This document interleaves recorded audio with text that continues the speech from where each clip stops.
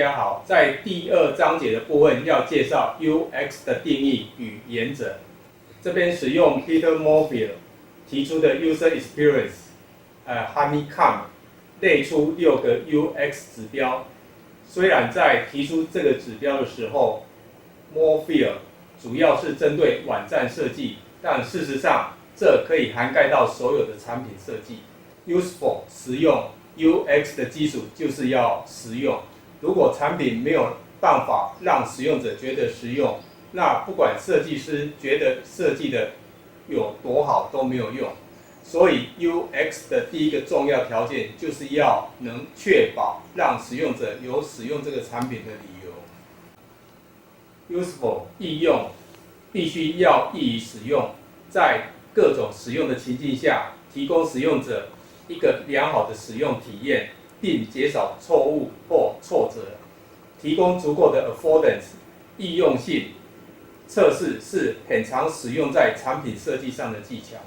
Desirable 想用，一个好的产品必须要给使用者愿意和想要去使用的感受，不管是质感、设计、品牌或是其他的元素，都应该要让使用者觉得舒适，并且愿意使用。这部分的技巧包含了视觉设计等等。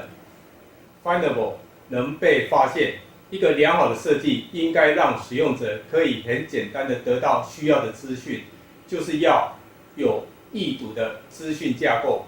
这一般是针对数位媒体或平台。Accessible 无障碍的，一个良好的 UX 设计应该要考虑到各个族群，确保就算生理上有不便的人，同样可以得到相似的体验。例如，字颜色的对比度要足够让摄入者能够区分内容。Credible 信用的，社会是因为诚信而运作 ，UX 设计也不例外。一个良好的产品应该要让人可以用得安心，不会提心吊胆，并愿意分享个人的资讯与隐私，避免不小心或有意的泄露账密和个人资讯。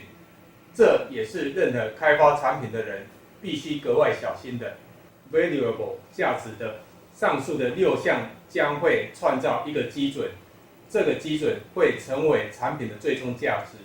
UX 设计者必须要问公司的产品的价值为何，并审视改善各个面向，以达成或建立新的价值。